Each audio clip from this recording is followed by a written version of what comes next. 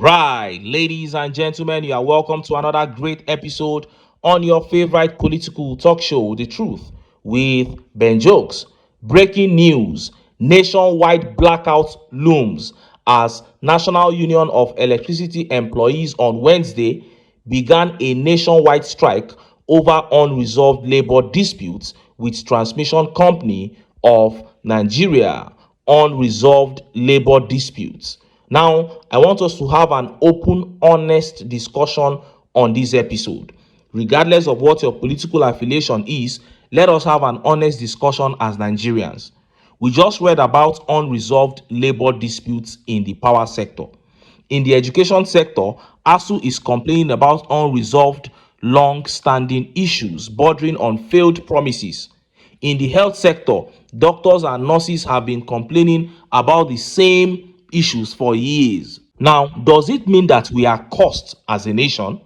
Why can't these issues simply be resolved?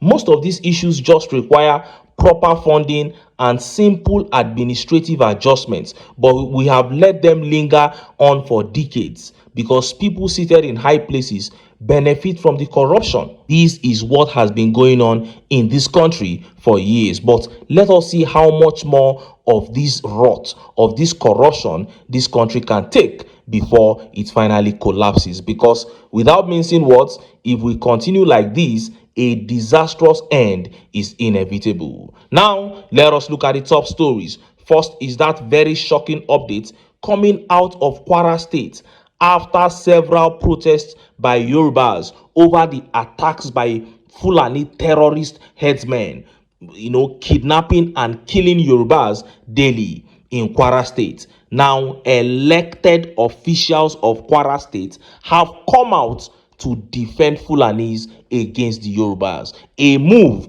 that shocked the entire nation. And next is that big one from Aso Rock. Nigerian judges didn't know that they were setting the country on fire when they looked away from all the evidence that showed that the Chicago State University certificate that Tinubu presented was fake. 2 years after they let that fake certificate slide, Nigeria has now become a hub of fake certificates. Hundreds of thousands of Nigerians now carry fake certificates all over the place, to the point that Tinubu himself has now cried out against it. Before I show you details of these top stories and how Nigerians reacted, let me quickly show you this video. Shettima begging for debt relief in his speech during the United Nations General Assembly. These are the same people that say that Nigeria's borrowing is not excessive yet. Please listen carefully as you watch the video. Madam President, this is why relevant ministers have been instructed to work with the UN to make the best use of climate funds. We believe there are huge shared dividends to accrue from increased support for education, for resilient housing, for access to technology and financing to allow vulnerable communities to thrive, to become part of solutions rather than problems. Nigeria and Africa have made significant strides in recent years to put our affairs in order. We can take that progress to the next level, a level that presents new opportunities for trade, investment, and profit, if we can assess reforms to strengthen the international financial architecture. We need urgent action to promote debt relief, not as an act of charity, but as a clear path to the peace and prosperity that benefits us all. You heard that. He said, we need urgent action to promote debt relief. Then he had the mind to say that not as an act of charity, but as an act of peace and progress that benefits us all. Who told you that the Chinas and the America that you borrow from, who told you that they don't have peace and progress? It is you that is collecting money and looting. And you are having the nerves to say that not as an act of charity. Do you know what that means?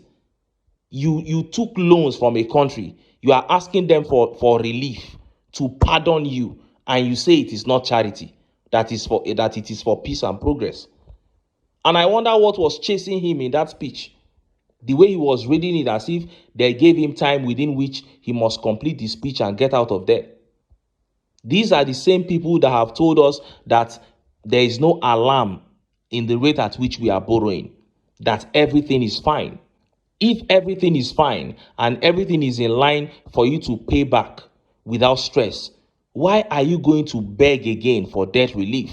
And if you listen to that speech carefully, he was talking about access to more loans, to more facilities. For God's sake, you are asking for more loans and then you are saying they should give you debt relief for the ones that you have taken. This is madness at its peak. You said they should do that so that you will be able to invest in education, the health sector, and yes, other parts of the economy. Okay, you went and took these loans in the first place to invest in those things. You looted the money, and now you are turning around to ask for debt relief so that you can focus on investing on those things. These people are just, they are clever by house, and they think that these countries that have built themselves to that level will not see through them. This is the same person who is saying he wants a seat at the United Nations Security Council. Meanwhile, everything about your country is in crisis. And look at how Nigerians reacted. Let's take some of the tweet reactions. Saint here says, I'm here to advise the World Bank, China, and many others which Nigeria is indebted to, not to grant a debt relief to corrupt Nigeria, where the leadership borrows money for social development and loot the money to their personal pocket. That is it. There is no need to grant these people debt relief, because it's not going to amount to anything. They will only return to take more loans to loot. And this truth here by the real says, beggarly spirit, always debt, debt, debt. That is it. Very serious beggarly spirit. The last time Tinubu went for the United Nations General Assembly, he was begging too, saying that they should come and feed Africa. What a shame. And then look at the period that Shettima was meant to speak. The hall was almost empty. Look at this picture here. This was when Donald Trump was speaking. This was a speech by Donald Trump. Look at how filled up everywhere was. Then when it was Shettima's turn to speak, look at the state of the hall. Just compare and contrast. This tweet here spoke on that matter. He said, it is unfortunate that our VP was scheduled to speak around 0200 hours, a very odd time reserved for unregarded nations. Honestly, we need to review our yearly attendance of the UNGA with its consequential financial cost. Imagine the conflict in Sudan did not even get the attention of the UN leaders. Africa must organize themselves and engage the world effectively to earn respect for herself. Nigeria VP devoted time to talk about Gaza, but not Sudan and the neglect of the UN. Africa is yearly shown that she is not important in global affairs, and it means nothing to African leaders. Enough of the financial wastages. Official Kashim Shettima, the amount wasted on this journey can lead 50 Nigerians out of poverty. This was what Peter Obi was saying. He said, we don't really need to go and be meeting these people. We have all it takes in this country to make our country great. And that is the truth. If Nigerians will do the right thing and, put the right people in office by all means, I am telling you, we don't need to embarrass ourselves before the world to get Nigeria working. Now, let us look at the top stories. First is that terrible one coming out of Kwara State. Elected officials in Kwara State backing Fulanis over Yorubas. And next is that big one coming out of Aso Rock. If the Nigerian judges that presided over the Presidential Election Petition Tribunal still have any bone of humanity in them, they will regret allowing Tinubu's fake certificate issue to slide, because now Nigeria has been taken over by fake certificates to the point that Tinubu himself has cried out. Let's start by taking that update from Kwara State. Look at how the papers reported it. Fulani are 98% of kidnapped victims in Kwara South. Council Chairman. The chairman of Ifelodun local government in Kwara State, Haj Abdurrashid Yusuf, has disclosed that more than 98% of those kidnapped in southern part of the state are Fulani and not Yorubas as generally assumed. Yusuf made the revelation while featuring on the Nigeria Union of Journalist Correspondents Chapel Newscast program held at the council secretariat in Ilorin. According to him, The situation became a major concern after security agencies confirmed to the council authorities that the overwhelming majority of kidnapped victims in the area were Fulanis. And Afonja here says Tinubu needs to save Kwara South before the Fulanis take that part of Kwara too. These elected officials are Fulani slaves. And Mendiata here says, so does it mean that Yorubas in Kwara South are kidnapping Fulanis for ransom? Make them no mind them, oh, that is it. And the first guy was saying that this guy is clearly a Fulani slave, this local government chairman, because now he's speaking for Fulanis, saying that they are not the perpetrators but the victims. And if they are the victims, then who is kidnapping them? That was what the second comment was saying. He said that means the Yorubas are the kidnappers in Kwara South. This is the same local government where Yorubas are blocked everywhere, protesting heavily, kidnapping. I brought the update to you here when they were saying the amount that they've been paying to kidnappers, 10 million, 30 million. And I was wondering where they were getting those monies as peasant farmers and the rest. But now the chairman of their local government has come out to say that the Yorubas are not being kidnapped. All those protests are lies. That's what it means now. All those money they said they paid, they are lying. That's what he's trying to say. That it is actually Fulanis that are the victims. This is very good. At this point, everybody will know what we mean when we say the APC have come to steal, to kill, and to destroy. And just as Nigerians were yet reacting to this, that update from Aso Rock began making the rounds. Look at how the papers reported it. Federal government goes after certificate forgers. The federal government has moved against certificate forgers with a directive to all ministries, departments, agencies, military and paramilitary formations to enforce mandatory verification of all academic credentials of staff members beginning October 6, 2025. The directive follows mounting concerns from academics about the erosion of educational integrity and spread of fake certificates across the country. In response, the government ordered the nationwide implementation of the National Policy for the Nigeria Education Repository and Data Bank. The policy requires every ministry, department, agency, and institution, whether public, private, civilian, or military, to subject staff and prospective employees' qualifications to strict verification checks. At the heart of the reform is the Nigeria Education Repository and Data Bank, a centralized digital platform created to store, manage, preserve, and verify educational records, publications, and credentials from all tiers of the system. Analysts say the policy could lead to widespread job losses, especially in the public service, private sector, and tertiary institutions.